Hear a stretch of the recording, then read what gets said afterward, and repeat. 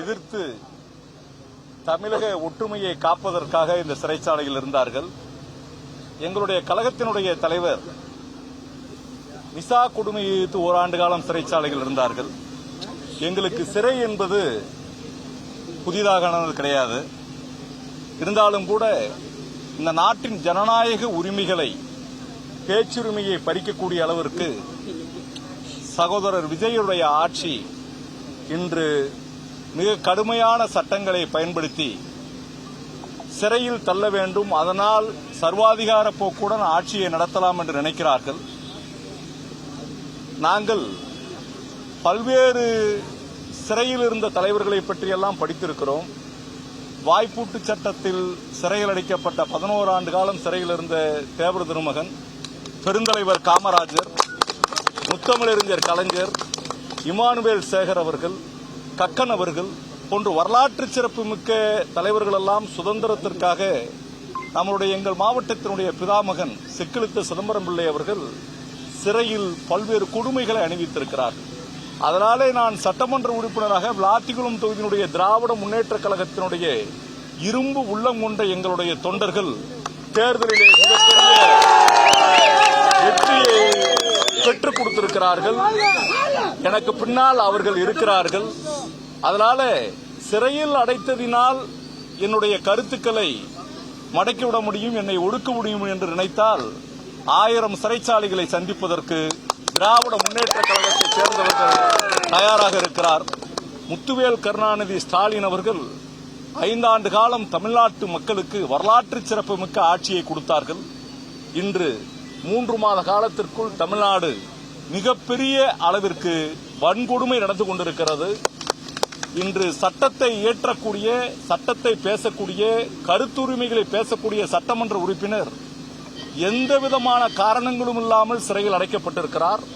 ஆனால் நாட்டின் வீதிகளில் கொலை, கொள்ளை, கற்பழிப்பு, பெண்களுக்கு பாதுகாப்பின்மை, காவிரியில் தண்ணி இல்லாமல் உழவர் பெருமக்களினுடைய கஷ்டம் என்று நாடு முழுவதும் 3 மாத காலத்தில் அவலப்பட்டுக் கொண்டிருக்கிறது.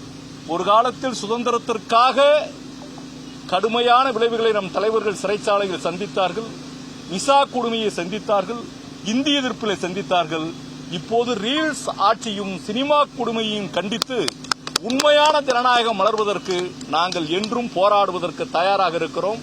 சிறை கதவுகளினுடைய கம்பிகள் எங்களை ஒடித்துவிட முடியாது. நாங்கள் நிமிர்ந்து நிற்கிறோம்.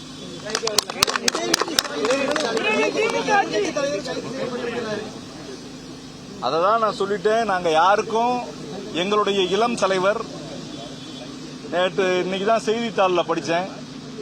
சிறைச்சாலைகள் கூட ஸ்கிரீன்ல பல்வேறு இதெல்லாம் தேவர் திருமகனுக்கு தான் வாய்ப்பூட்டு சட்டம் போட்டு பேச விடாம பண்ணதெல்லாம் பார்த்தேன். எங்களுக்கு சிறைச்சாலைக்குள்ள செய்திகளை கூட படிக்கிறதுக்கு ஸ்கிரீன்ல எல்லாத்தையும் எடுத்து அனுப்பியிருக்கிறாங்க. இருந்தாலும் கூட நாளை சட்டமன்றம் கூட போகிறது. இவர்கள் எங்களை எல்லாம் இப்படியெல்லாம் அடுக்கி ஒடுக்கிட்டா சட்டமன்றத்தில் பேசிட மாட்டோம் நினைக்கிறாங்க. மிக கடுமையான எதிர்விளைவுகளை நாங்கள் கொடுப்போம். ஜனநாயக கடமையை திமுக ஆற்றும். திமுக தொண்டர்கள் வீறு கொண்டு இருக்கிறார்கள்.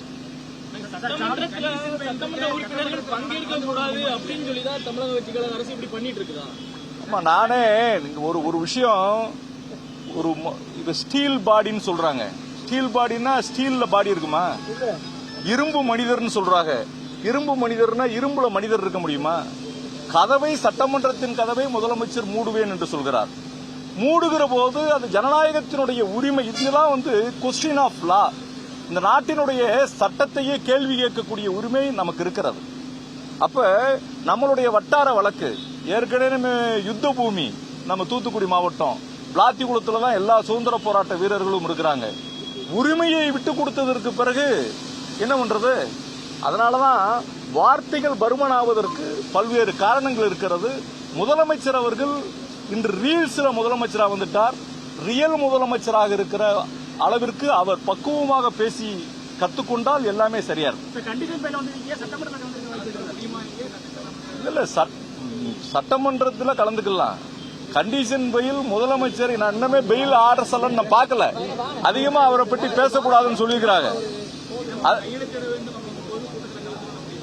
இல்ல சட்டமன்றத்தில் கலந்துகிற போது கையெழுத்து போட வேண்டியதில்லைன்னு சொல்லியிருக்கிறாங்க.